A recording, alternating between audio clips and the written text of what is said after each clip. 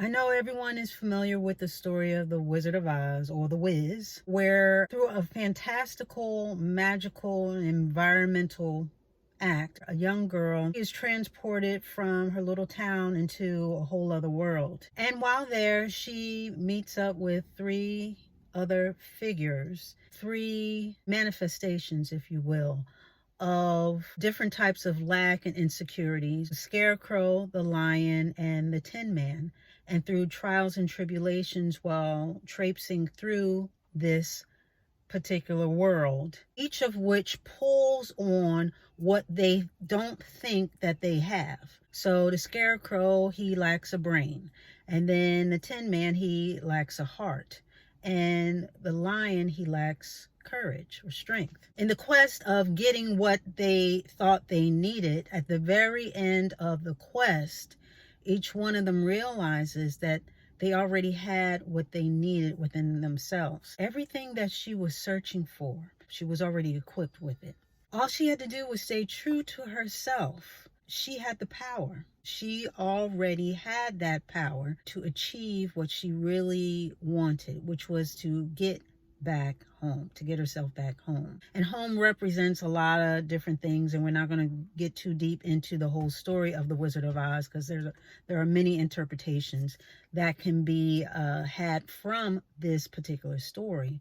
But the whole point is that she had the power within herself. She was searching outside, she was wondering, she was insecure, and she was sort of put or pushed into a situation where she not only met the manifestations of a lot of what we go through as far as insecurities and not feeling like we're smart enough or brave enough, but her on this path, on this life journey, she was able to see not only can these things change and get better, but also the power is within you to achieve, to have, to change, and to realize exactly who you are. The power of home, the power of getting home and truly knowing thyself. And this is a true reflection, because I know that a lot of us have lost our confidence. A lot of us are sort of stumbling along, and we're not really sure of who and what we are, and therefore what we should be doing. We lost our confidence in our abilities, in our ability to create, our ability to be and to be more, to have and to have more, to want and then follow through with in order to get. A lot of us are just living, but we're not thriving because we lack confidence in ourselves and our ability to actually be bigger. A lot of us are just lost. We no longer trust our inner compass, that sort of guides us and tells us where we should be pointing, where our North Star is, where we should be going in order to achieve a lot of the things that we can achieve. And therefore, we rely on other people. We walk around looking for guidance in other people and in other people's lives, looking for strength in others in order to get what we need and what we want. And I know someone like that who she sort of shrinks herself down and loses confidence in even doing the little things. So she pushes it off to other people, and she relies on others to sort of, I guess, take the lead because of her lack of confidence, as well as, I believe, fear of making a mistake.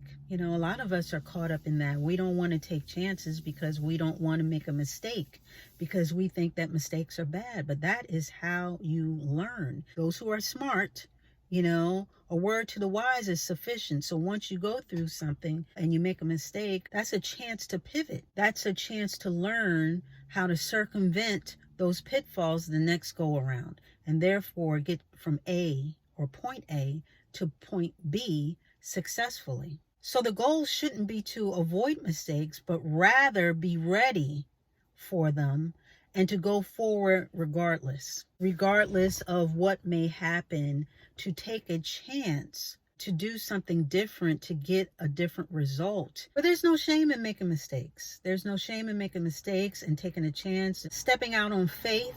But you got to take chances. You got to try something new to get a new result. If the past hasn't worked, you've been doing this, you've been doing that, It's time to shift. The shift is coming, and you have the power. You have the power to do that for yourself. Self-help books are good, but at some point you got to put that self-help book down and help yourself. That's the whole point. These things are tools, but they should not be crutches.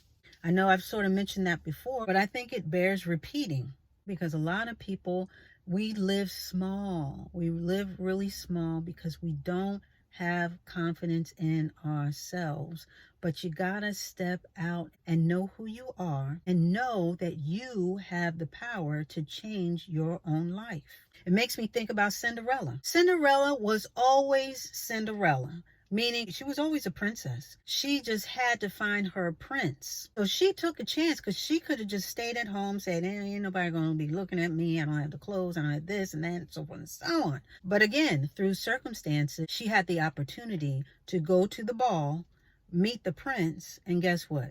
Of course, she ended up living happily ever after in a castle with her Prince Charming. But she was always wifey material. She was always a princess. But she had to step out on faith. Well, she had to step out, period, and basically take a chance, show up and go to this ball and meet the prince in order to become a princess. She had to do something different in order to garner a positive result. But she already had all the tools. She already had what she needed. The grace, the poise, the intelligence, the beauty. She already had what it took. She just had to believe in herself enough to take a chance and go to the ball. Now, she had a little bit of help, from the woodland creatures and all these other people, helping her with the dress and everything like that. But the point is that she moved forward, that she took the opportunity, even though people were saying not to go or you're not invited or whatever it was.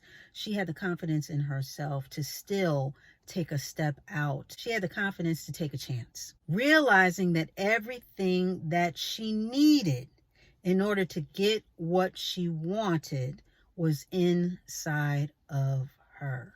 I don't know who needs to hear this right now. Okay, right here, right now. But spring has sprung, and it's time for us, a lot of us, to get on the good foot and start being confident. Start going in the way that you should be going, should be living, should be having. That job, that car, that husband, that wife. These things that you want, you're going to have to go out and get it. It's not going to magically appear at your door. It's not going to come in the mail. You have to go get it. You have to take a chance. You have to get dressed for the ball. And guess what? You have the power to achieve what you want in this life. There's a Sunday morning, well, I think they did a redo of it, but there used to be a cartoon called He-Man. And what he used to do, he used to put up his arm and he used to say, I have the power. I just like that cartoon.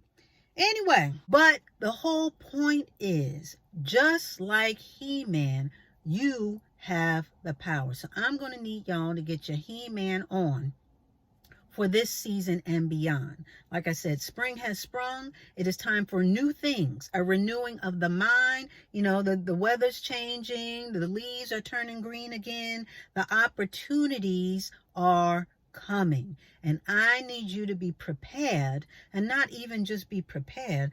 I need you to take a chance. I need you to go forward in God's calling on your life, as far as with the confidence that He has given you. All the things that He has given you, He has already prepared you to receive the gifts, the things that you need to achieve.